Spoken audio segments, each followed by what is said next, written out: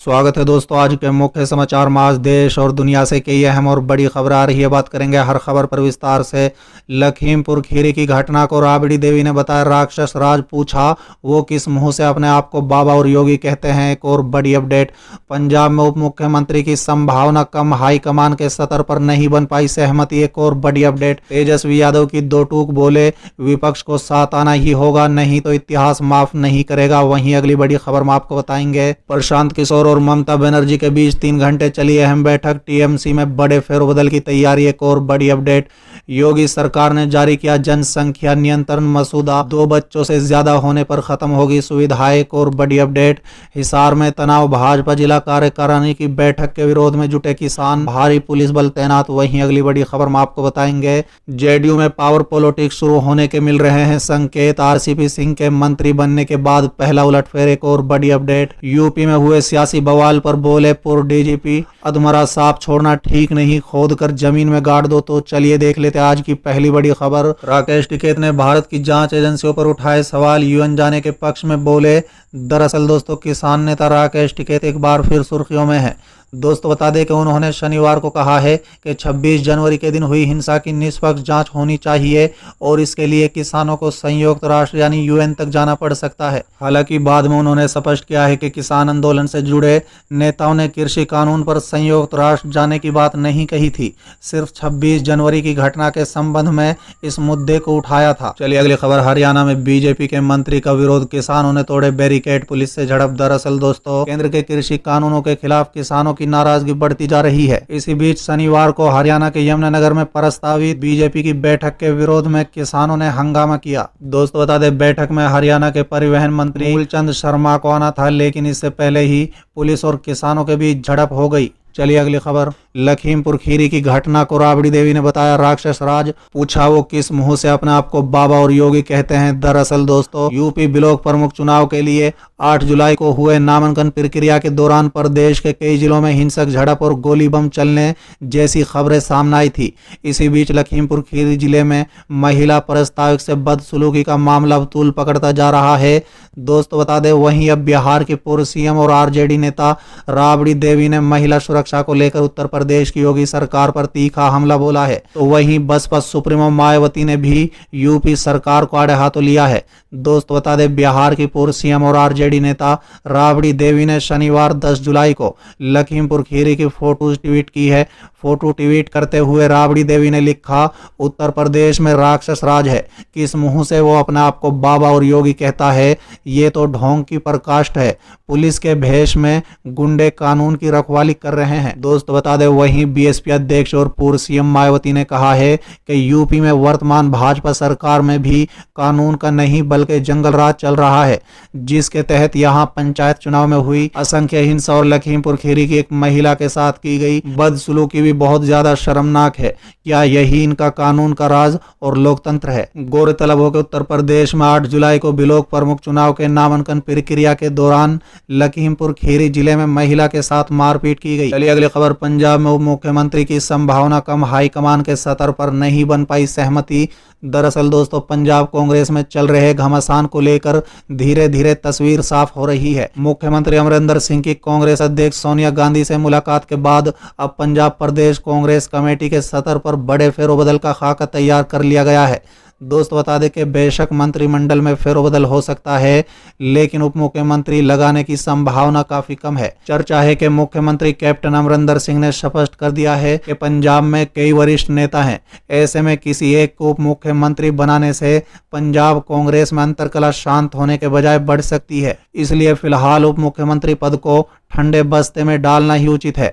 कहा जा रहा है कि हाईकमान ने मुख्यमंत्री की इस बात पर हामी भर ली है। हालांकि मुख्यमंत्री ने अंतिम फैसला कांग्रेस हाईकमान के सतर पर छोड़ दिया है। दोस्तों बता दें कि इससे पहले चर्चा थी कि जल्द ही पंजाब में उप मुख्यमंत्री की तैनाती हो सकती है। चलिए अगली खबर, तेजस्वी यादव की दो टूक, बोले विपक्ष को साथ आना होगा, नहीं तो इतिहास माफ नहीं करेगा। दरअसल दोस्तों, बिहार विधानसभा में विपक्ष के नेता तेजस्वी यादव ने कहा है कि विपक्षी दलों को भाजपा से मुकाबला करने की रणनीति पर एक साथ काम करने के लिए मतभेद और अहंकार को अलग रखना चाहिए। साथ ही आरजेडी नेता ने कहा है कि ऐसा न करने पर इतिहास हमें माफ नहीं करेगा। दोस्तों बता दें, द इंडियन एक्सप्रेस के इंडिया एक्सचेंज कार्यक्रम में तेजस्वी ने कहा है कि विपक्ष के लिए मुद्दों की कोई कमी नहीं है और उनकी रणनीति वास्तविक मुद्दों पर आधारित होनी चाहिए।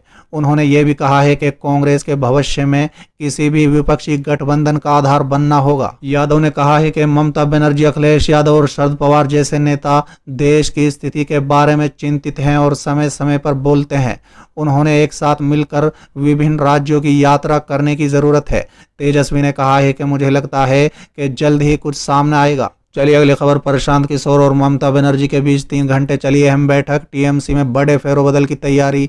दरअसल दोस्तों, पश्चिम बंगाल में सत्तारूढ़ दल तृणमूल कांग्रेस में संगठन स्तर पर बड़े फेरबदल होने जा रहा है। इसी बीच चुनावी रणनीतिकार प्रशांत किशोर ने राज्य की मुख्यमंत्री ममता बनर्जी से मुलाकात की। दोस्तों बता दें, शुक्रवार को करीब 3 घंटे तक चली इस बैठक को बेहद खास माना जा रहा है। कई बार कहा जाता है कि किशोर ने बंगाल विधानसभा चुनाव में टीएमसी की जीत में अहम भूमिका निभाई है। दोस्त बता दें, पार्टी के एक अंदरूनी सूत्र ने जानकारी दी है कि यह मीटिंग बेहद खास थी। राज्य में रिकॉर्ड जीत के बाद टीएमसी बड़े स्तर पर पार्टी के अंदर बदलाव करना चाह रही है।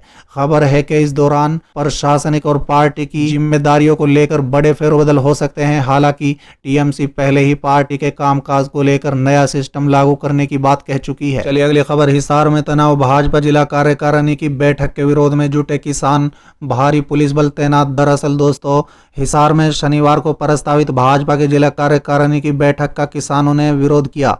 दोस्तों बता दें, कार्यक्रम की अध्यक्षता भाजपा प्रदेश अध्यक्ष ओपी धनखड़ करेंगे। दोस्तों बता दें, किसान गुरु जम्भेश्वर यूनिवर्सिटी के गेट के बाहर झंडे लेकर नारेबाजी कर रहे हैं। गेट पर भारी संख्या में पुलिस बल तैनात किया गया है। फिलहाल दोनों पक्ष आमने सामने डटे हुए हैं। दोस्त बता दें, किसानों ने शुक्रवार को इस बैठक का विरोध किया था, जिसके बाद प्रशासन की ओर से बैठक कैंसिल करने का पत्र थमा दिया गया था। दोस्त बता दें, कार्यकारी अभियंता के हस्ताक्षर वाले इस पत्र को देखकर किसान लौट गए थे। हालांकि कुछ किसान जीजेयू के गेट पर ही धरना डालकर रात को रुके रहे। दोस्त बता दें, सुबह भाजपा की बैठक होने की जानकारी के बाद किसान फिर से जुटने लगे। किसान नाराबाजी करते हुए विरोध कर रहे हैं। अभी तक भाजपा प्रदेश अध्यक्ष ओपी धनखड़ नहीं पहुंचे हैं। किसानों ने कहा है कि वीसी झूठे हैं, उन्होंने फर्जी लेटर देकर किसानों को बरगलाया है। चलिए अगली खबर, जेडीयू में पावर पॉलिटिक्स शुरू होने के मिल रहे हैं संकेत। आरसीपी सिंह के मंत्री बनने के बाद पहला उलटफेर। दरअसल दोस्तों, बिहार में पिछले 16 साल से सरकार का नेतृत्व करने वाली पार्टी जेडीयू में बदलाव के संकेत दिखने लगे हैं। दोस्त बता दें, ऐसा लग रहा है कि नीतीश कुमार ने सिर्फ अध्यक्ष पद ही नहीं बल्कि सारा पावर भी आरसीपी सिंह के शिफ्ट कर दिया है, क्योंकि पार्टी में वो सारी बातें होने लगी हैं जो नीतीश कुमार के अध्यक्ष रहते नहीं हुई थी। साल 2019 में नीतीश कुमार ने केंद्र सरकार में शामिल होने से ये कहते हुए इनकार कर दिया था कि उन्हें सांकेतिक भागीदारी मंजूर नहीं, लेकिन अब आरसीपी सिंह के अध्यक्ष रहते पार्टी ने एक मंत्री पद पर हामी भर दी। दोस्त बता दें कि केंद्र सरकार में शामिल होने के बाद अब बारी संगठन में बदलाव की है। पार्टी के मुख्य प्रवक्ता के पद पर लंबे समय से काबिज संजय सिंह के अचानक पद से हटा दिया गया। दोस्त बता दें, संजय सिंह को प्रवक्ता पद से हटाना जेडीयू में सामान्य बात नहीं है। संजय सिंह वर्तमान में एमएलसी हैं और वो नीतीश कुमार के सबसे खास सिपहसालार में से एक हैं, इसलिए प्रवक्ता पद से उनका हटना जेडीयू में मामूली बात नहीं है। दोस्त बता दें कि नीतीश कुमार के बेहद चहीते संजय सिंह को मुख्य प्रवक्ता पद से हटाना किसी को गले नहीं उतर रहा है। पिछले कुछ वक्त से वैसे भी ये चर्चा गर्म है कि जेडीयू में अब आरसीपी सिंह की ही चल रही है। पार्टी में पावर गेम शुरू हो गया है, जिसमें आरसीपी सिंह भारी पड़ रहे हैं। इसका सबसे बड़ा उदाहरण तब देखने को मिला जब पार्टी ने केंद्र में सिर्फ एक मंत्री पद को स्वीकार कर लिया। इसको लेकर खुद सीएम नीतीश कुमार ने मीडिया में कहा है कि अब आरसीपी सिंह अध्यक्ष हैं, मेरे समय मुझे जो उचित लगा मैंने वही किया। अब आरसीपी सिंह ही फैसला करेंगे और किसे मंत्री बनाना है वही तय करेंगे। नीतीश कुमार के इस बयान ने साफ कर दिया है कि पार्टी पर आरसीपी सिंह का पूरा तरह प्रभाव बन चुका है। दोस्त बता दें, इसका दूसरा और बहुत बड़ा उदाहरण तब देखने को मिला जब नीतीश कुमार के सबसे खास लोगों में शुमार संजय सिंह को प्रवक्ता पद से हटा दिया गया। संजय सिंह 1 दशक से भी ज्यादा समय से प्रवक्ता पद की जिम्मेदारी संभाल रहे थे। बड़ी बात है कि महज 15 दिन पहले ही जेडीयू की नई प्रदेश कमेटी का गठन हुआ था। उस लिस्ट में प्रवक्ता पद की सूची में संजय सिंह का नाम सबसे ऊपर था। अब सवाल यह है कि आरसीपी सिंह को केंद्रीय मंत्री पद संभालते ही ऐसा क्या हो गया है कि संजय सिंह पर गाज गिर गई।